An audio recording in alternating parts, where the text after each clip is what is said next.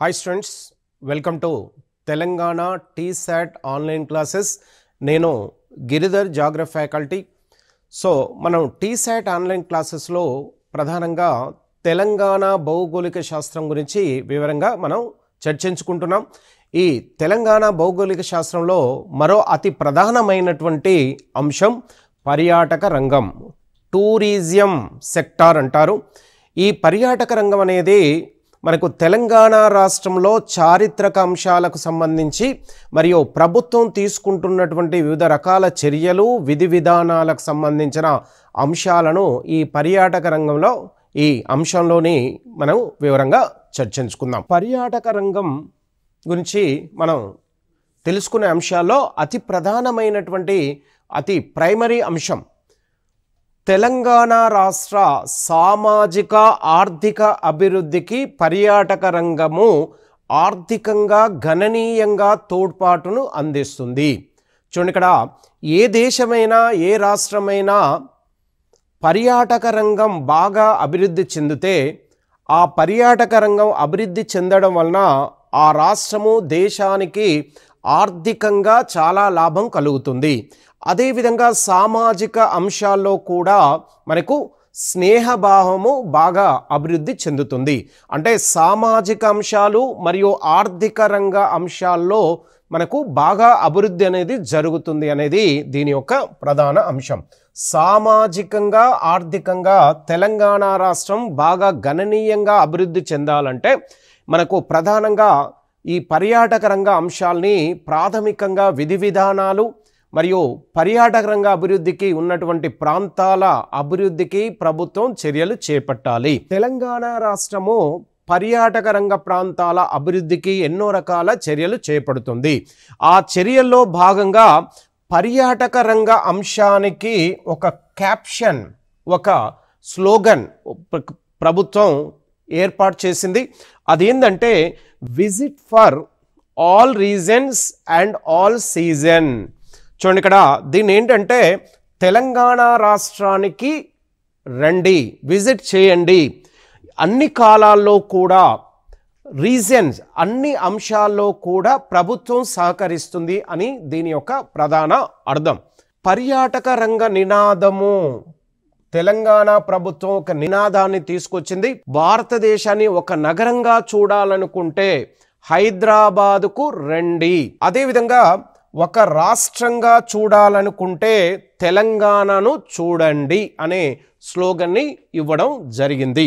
Right, ప్రపంచ పర్యాటక దినాన్ని సెప్టెంబర్ 27న జరుపుకుంటున్నాము. వరల్డ్ టూరిజం డే 27th సెప్టెంబర్న జరుపుకుంటున్నాము. రైట్, జాతీయ పర్యాటక దినాన్ని జనవరి 25న జరుపుకుంటున్నాము. టూరిజం డేని జనవరి 25న జరుపుకుంటున్నాము. Okay, right. అదేవిధంగా మనకు 2019లో భారతదేశము ప్రపంచం మొత్తాన్ని కోవిడ్ని ఎదుర్కొంది. ఆ కోవిడ్ని ప్రధానంగా భారతదేశంలో 2020-21 అంటే ఈ 2 సంవత్సరాల కాలంలో భారతదేశం తెలంగాణ రాష్ట్రంలో కోవిడ్ అనేది బాగా భారత ఆర్థిక అభివృద్ధిని బాగా నష్టాన్ని చేకూర్చింది. అదేవిధంగా పర్యాటక రంగం కూడా పూర్తి స్థాయిలో నష్టాన్ని సవిచూసింది. కాబట్టి 2021 మధ్య ఏదైతే కోవిడ్ భారతదేశంలో కోవిడ్ వచ్చిందో దాని ప్రభావము తెలంగాణ రాష్ట్రం మీద కూడా పడింది. కాబట్టి తెలంగాణ రాష్ట్రాన్ని పర్యాటక రంగ అభివృద్ధికి చాలా వరకు కుంటుపడింది. అంటే ఆ పర్యాటక అభివృద్ధి చాలా వరకు నష్టపోవడానికి కోవిడ్ ప్రధాన కారణంగా చెప్పుకోవడం జరిగింది. తెలంగాణ రాష్ట్ర పర్యాటక అభివృద్ధి సంస్థని 2014లో అభివృద్ధి సంస్థని 2014లో తెలంగాణ ప్రభుత్వం ఏర్పడింది. Okay, right. అదేవిధంగా తెలంగాణ రాష్ట్రంలోని పర్యాటక స్థలాలలో ఏవైతే తెలంగాణలో పర్యాటక ప్రాంతాలు ఉంటాయో 33 జిల్లాలో ఆ 33 జిల్లాలలో ఉన్నటువంటి పర్యాటక ప్రాంతాల అభివృద్ధికై మౌలిక సదుపాయాల కల్పనకై మనకు ఈ రాష్ట్ర పర్యాటక అభివృద్ధి సంస్థని 2014లో రాష్ట్ర ప్రభుత్వం ఏర్పడింది. రాష్ట్ర పర్యాటక అభివృద్ధికై మన రాష్ట్రంలోని 33 జిల్లాల్లో ఉన్నటువంటి 385 ప్రదేశాలు, అంటే 33 జిల్లాల్లో ఉన్న ప్రధానంగా పర్యాటక అభివృద్ధికై మనకు ప్రధానంగా దోహదపడే ప్రాంతాలను 385 ప్రదేశాలను గుర్తించి వాటిని లోతుగా పరిశోధన జరిపి అందులో 385 ప్రదేశాల నుంచి 132 ప్రదేశాలను కీలకమైనవిగా గుర్తించారు. అంటే పర్యాటక రంగ అభివృద్ధికి ఈ 132 ప్రదేశాలు బాగా అనుకూలం ఉన్నట్టుగా, ప్రధానంగా అభివృద్ధి చేయడానికి బాగా అభివృద్ధి చేసేందుకు మౌలిక సదుపాయాలు ఉన్నట్టుగా గుర్తించారు. వాటిని ఆధ్యాత్మిక, చారిత్రక, వారసత్వ, ఎకో టూరిజం కేంద్రాలుగా అభివృద్ధి చేసేందుకు చర్యలు చేపట్టింది. ఏ ప్రాంతాలను? 132 ప్రదేశాలను ఆధ్యాత్మికంగా, స్పిరిచువల్గా, చారిత్రకంగా, వారసత్వంగా, ఎకో టూరిజం అంటే పర్యావరణ నష్టం జరగకుండా మనకు ఎకో టూరిజాన్ని అభివృద్ధి చేసేందుకై మనకు రాష్ట్ర ప్రభుత్వం చర్యలు చేపట్టింది. రానున్న 5 సంవత్సరాలలో జిల్లాల పరిధిలో అంటే 12 ప్రత్యేక పర్యాటక వలయాలను అభివృద్ధి చేసే ఉద్దేశంతో కూడా ప్రభుత్వం చర్యలు చేపడుతుంది.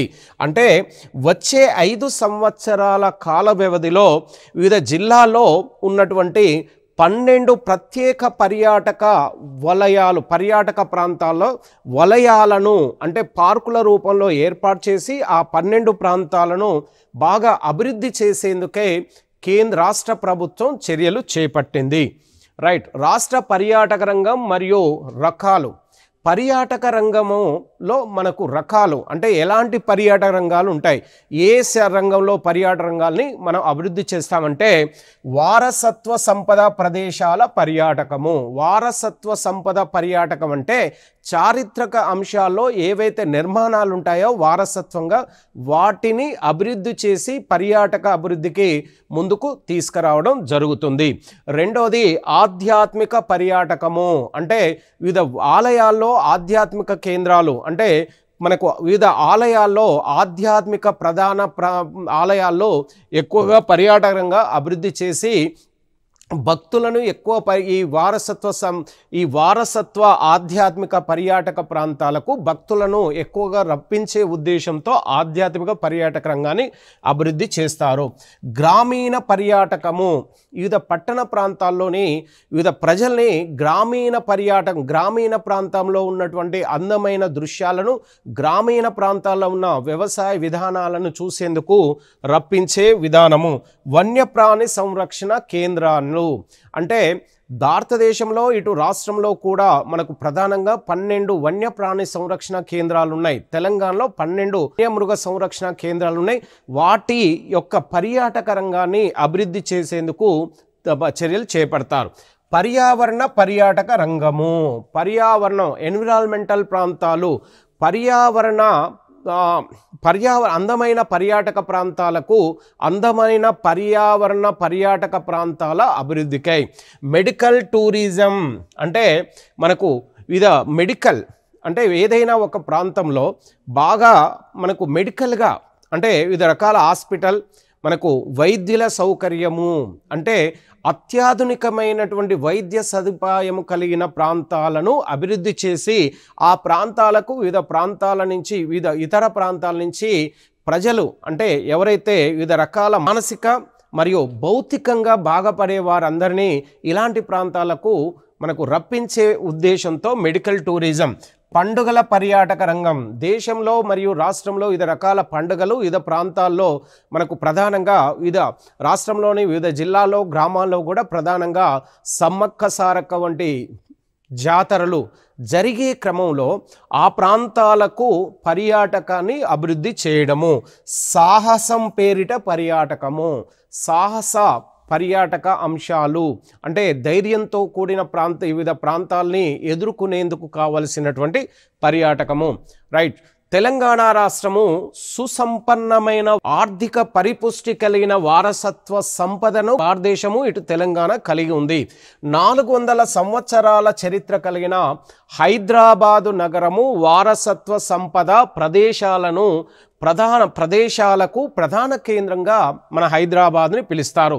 హైదరాబాద్లోని వారసత్వ మరియు ఆధ్యాత్మిక ఇతర నిర్మాణాలకు సంబంధించినటువంటి ఈ టూరిజం పర్యాటక రంగాన్ని మనం వాటి గురించి మనం వివరంగా చూద్దాం.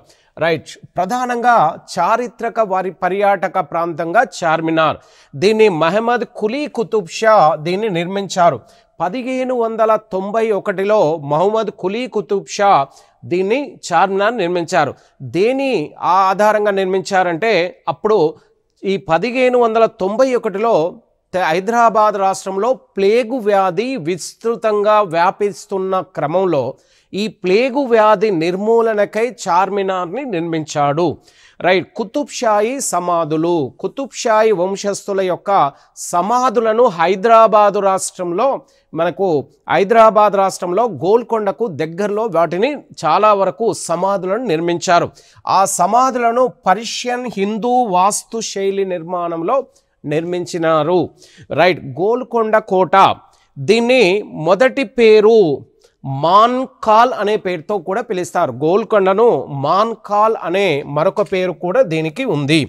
దీని నిర్మాణం 1143 సంవత్సరంలో దీన్ని ప్రారంభించారు. Okay, right. చౌమహల్లా ప్యాలెస్ అనగా 4 ప్యాలెస్లు కలిపి దీన్ని ఏర్పాటు చేయడం జరిగింది. దీని 1751లో సలాబత్ జంగ్ కాలంలో దీని నిర్మాణం జరిగింది.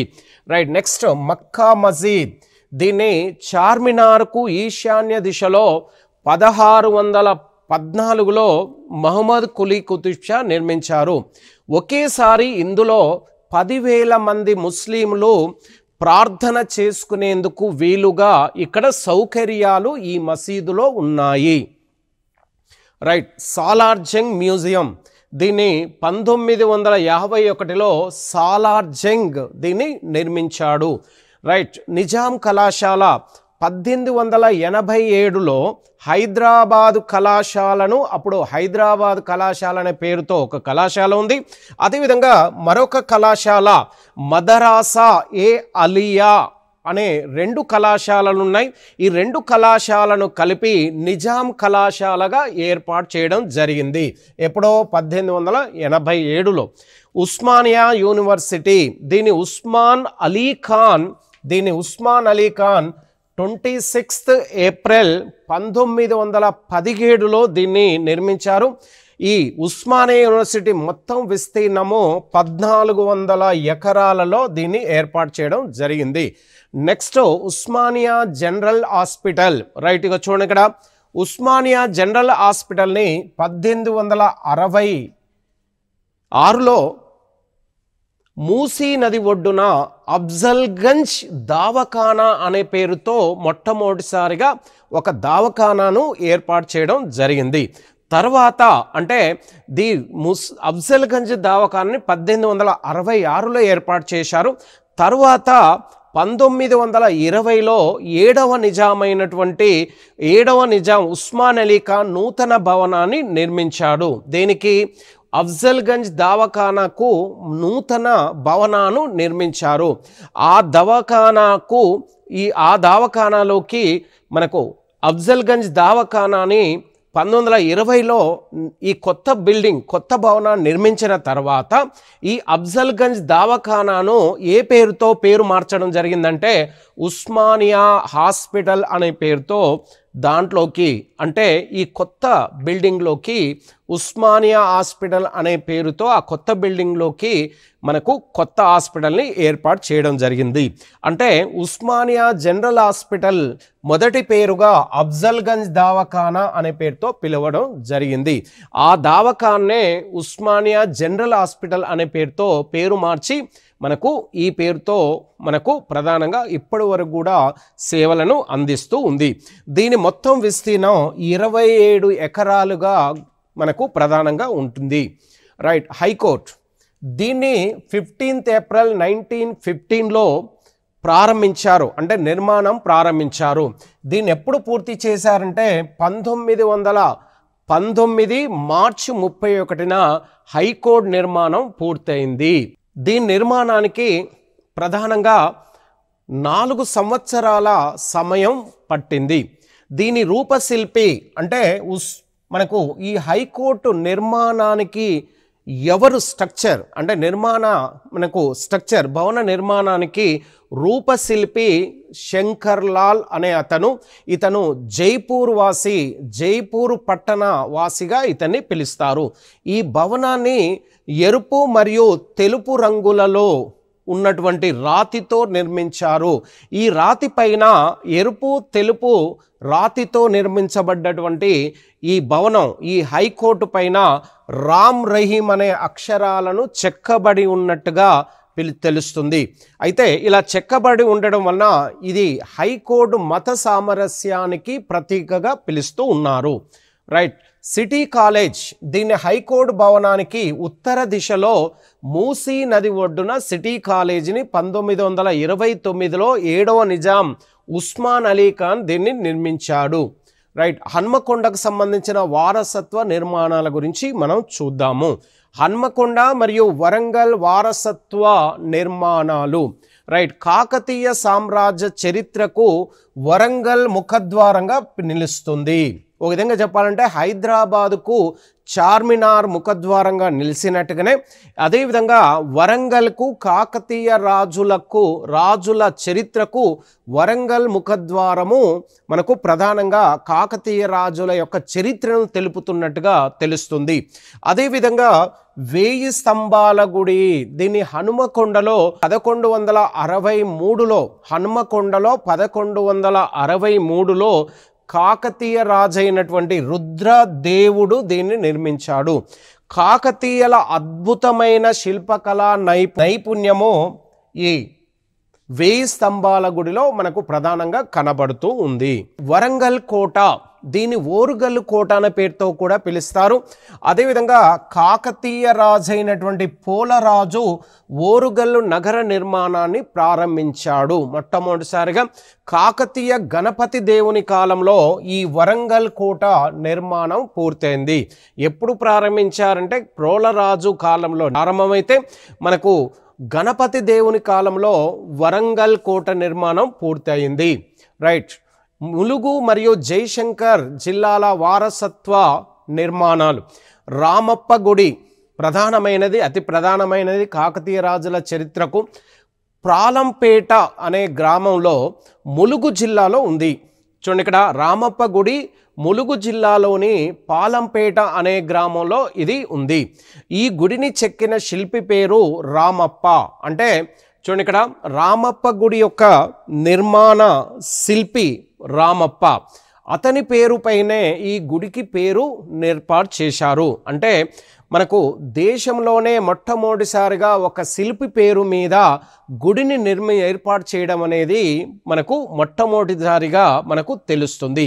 ఈ రామప్ప గుడి దేశంలోనే శిల్పి పేరుపై ఉన్న ఏకైక గుడిగా పిలుస్తారు. దీన్ని 1213లో రేచెర్ల రుద్రుడు ఏకశిలపై దీన్ని నిర్మించారు. ఒకే శిలపై దీన్ని నిర్మించాడు. రైట్. గన్పూర్ దేవాలయం అనే మరొక దేవాలయము, ఇది జయశంకర్ జిల్లాలో ఉంది. ఈ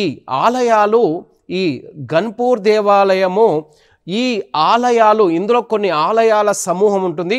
ఈ ఆలయాలను కోటగుళ్ళగా ప్రసిద్ధి చెందాయి. అంటే ఇక్కడ ఉన్న ఆలయాల మొత్తాన్ని కోటగుళ్ళ దేవాలయంగా పిలుస్తూ ఉన్నారు.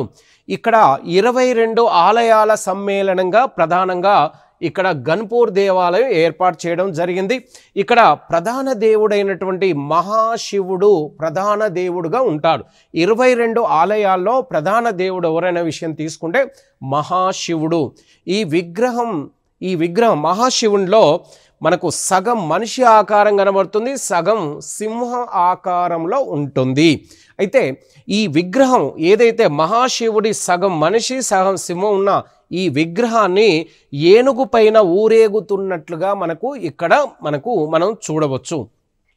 గద్వాల్ జిల్లాలోని వారసత్వ కట్టడాలు చూడండి. ఇక్కడ అలంపూర్, దీన్ని నవబ్రహ్మ దేవాలయాలు అనే పేరుతో కూడా పిలుస్తారు. అంటే కొన్ని దేవాలయాల సమూహము.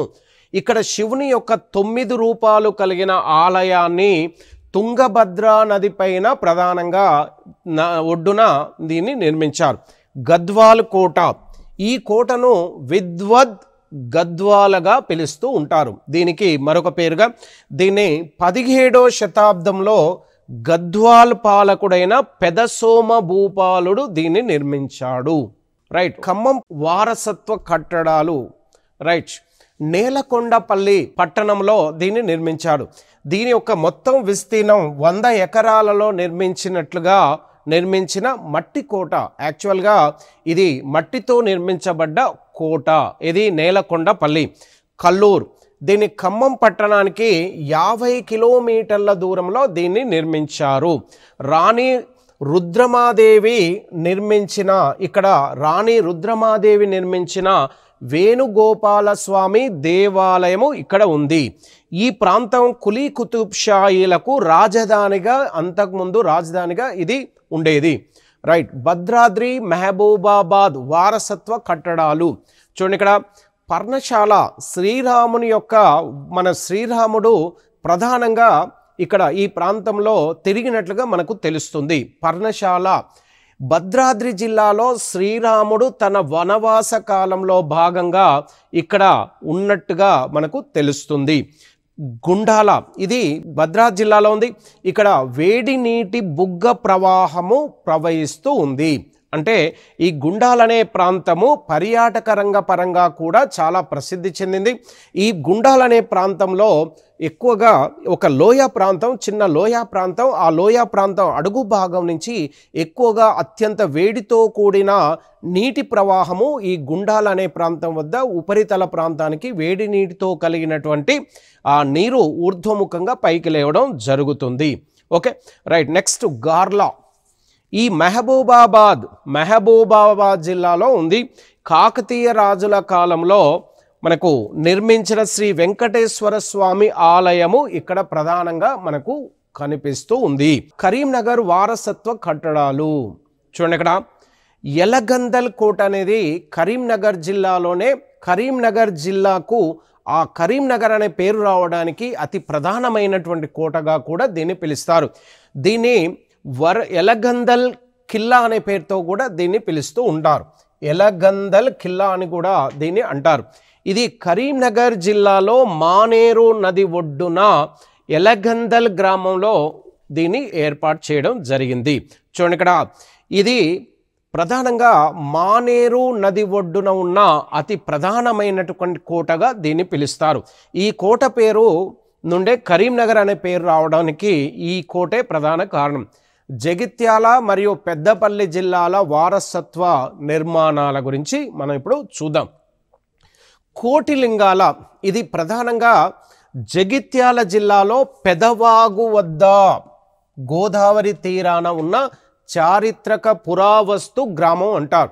చూడండి, ఇక్కడ పెదవాగ్ అనేది గోదావరి నదికి అతి ప్రధానమైనటువంటి ఉపనదిగా పిలుస్తారు. పెదవాగు వద్ద గోదావరి తీరాన ఈ ఉన్నటువంటి గ్రామంలో ఉన్నటువంటి పర్యాటక ప్రాంతము. శాతవాహన మొదటి రాజు హలుని రాజధానిగా కూడా ఈ కోటిలింగాల అనే గ్రామాన్ని రాజధానిగా హలుడు, అంటే మనకు శాతవాహన రాజుల్లో అతి ప్రధానమైన రాజు హలుడు. ఈ హలుడు మనకు శాతవాహన సామ్రాజ్య రాజధానిగా చేసుకొని పరిపాలించినట్టుగా తెలుస్తుంది.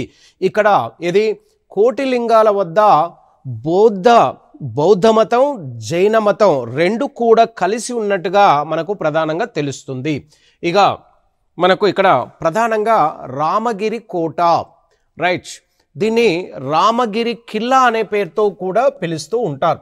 ఇది రామగిరి కోట ప్రధానంగా పెద్దపల్లి జిల్లాలో ఇది ఉన్న అతి ప్రధానమైన పురాతన పర్యాటక ప్రాంతంగా పిలుస్తారు. ఇక్కడ నుండి గోదావరి, మానేరు నదులు కలిసే సంగమాన్ని చూడవచ్చు. ఈ రామగిరి కోట వద్ద పరివాహక ప్రాంతంలో మనకు ప్రధానంగా రెండు నదులు కలిసే ప్రాంతం వద్ద ఈ కోట ఉన్నట్టుగా మనకు తెలుస్తుంది. ఏ నదులు అంటే గోదావరి మానేరు నదుల పరివాహక ప్రాంతంలో ఈ రెండు కలిసే ప్రాంతం వద్ద ఈ కోట ఉంది. ఇక ధూళికట్ట, పెద్దపల్లి జిల్లాలో ధూళికట్ట అనేది ఒక చిన్న గ్రామము. ఆ గ్రామంలో ధూళికట్ట అనే గ్రామం వద్ద బౌద్ధ మతం యొక్క మహాస్తూపం మరియు విహారాలు ఇక్కడ వెలిసాయి. చూడండి, ఇక్కడ ధూళికట్ట అనే ప్రాంతం వద్ద ప్రధానంగా ఈ ధూళికట్ట పరివాహక ప్రాంతంలో ప్రధానమైన అంశాలు ఏంటంటే మహాస్తూపం, అంటే మనకి ఇక్కడ బౌద్ధుల యొక్క మహాస్తూపాలు, విహారాలు అంటే వాళ్ళు నిర్మించినటువంటి అత్యంత స్తూపాలు, అంటే శాసనాలు నిర్మించేందుకు, శాసనాల చెక్కేందుకు మనకు ప్రధానంగా స్తూపాలను నిర్మిస్తారు. విహారాలంటే అక్కడ సమాధులతో సమానమైనటువంటి అంశాలు. రైట్, ఇక్కడ ప్రముఖ గ్రీక్ చరిత్రకారుడైనటువంటి మెగస్తనీస్ రచనలు కూడా ఈ ధూళికట్ట వద్ద మహాస్తూపం, విహారాల్లో చెక్కినట్టుగా మనకు ప్రధానంగా అవశేషాలను గుర్తించారు. ఇక నెక్స్ట్ తీసుకుంటే నల్గొండ యాదాద్రి వారసత్వ కట్టడాల గురించి చూద్దాం. ఇక నల్గొండలో నందికొండ అనే ప్రాంతం వద్ద కృష్ణానది పరివాహక ప్రాంతంలో ఉన్న చిన్న గ్రామం. ఈ ప్రాంతము ఇక్ష్వాకుల ఆధీనంలో ఉండేది. చూడండి, ఇక్కడ నందికోట అనే ఒక గ్రామము. ఈ గ్రామ పరివాహక ప్రాంతంలో మనకు ప్రధానంగా ఈ కృష్ణానది పరివాహక ప్రాంతంలో ఈ ప్రాంతాన్ని ప్రధానంగా ఇక్ష్వాకులు రాజధానిగా చేసుకొని పరిపాలించారు.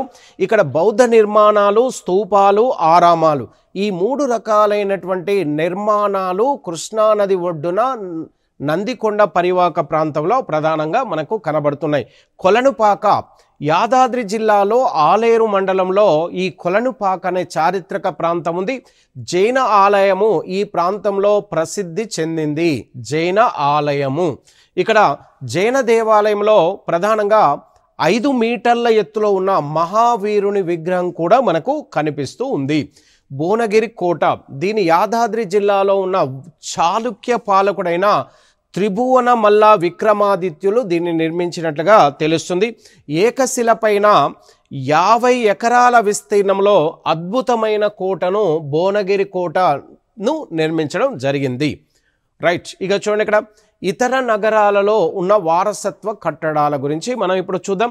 నిర్మల్ కోట, ఇది అత్యంత ప్రసిద్ధి చెందిన పర్యాటక ప్రాంతంగా ప్రస్తుతానికి విరాజిల్లుతుంది. ఈ కోట సాంస్కృతిక వారసత్వానికి కొనసాగింపుగా దీన్ని పిలుస్తూ ఉన్నారు. దీన్ని ఫ్రెంచి వారు నిర్మించినట్లుగా తెలుస్తుంది. దీనికి గల మరొక పేరు శ్యామ్గఢ్ కోట అనే పేరుతో కూడా పిలుస్తారు. నిర్మల్ కోటకు గల మరొక పేరు శ్యామ్గఢ్ కోట. రైట్, మెదక్ కోట, దీన్ని 800 సంవత్సరాల క్రితము కాకతీయులు నిర్మించినట్లుగా తెలుస్తుంది. ఈ కోట పైన 3వ గేటు పైన శ్రీకృష్ణదేవరాయలు నిర్మించిన గండబేరుండ ముద్ర మనకు కనిపిస్తూ ఉంది. ప్రధానంగా తెలంగాణ రాష్ట్రంలో ఉన్నటువంటి చారిత్రక, వారసత్వ మరియు అదేవిధంగా ఆధ్యాత్మిక మరియు ఇతరత్ర మనకు ఆ అంశాలకు సంబంధించినటువంటి పర్యాటక రంగ అంశాలు మనకు ప్రధానంగా వీటిని ప్రధానంగా పిలుస్తూ ఉంటారు. అంటే తెలంగాణ రాష్ట్రము ఏర్పడ్డ తర్వాత రాష్ట్ర ఆర్థిక అభివృద్ధికి పర్యాటక రంగం కూడా దోహదం పడుతున్నట్టుగా మనకు తెలుస్తుంది. అంటే ప్రభుత్వం తీసుకుంటున్న వివిధ రకాల చర్యలు, విధి విధానాల ద్వారా తెలంగాణ రాష్ట్రం పర్యాటక రంగ పరంగా బాగా అభివృద్ధి చెందుతున్నట్టుగా దీన్ని బట్టి మనకు అర్థమవుతుంది.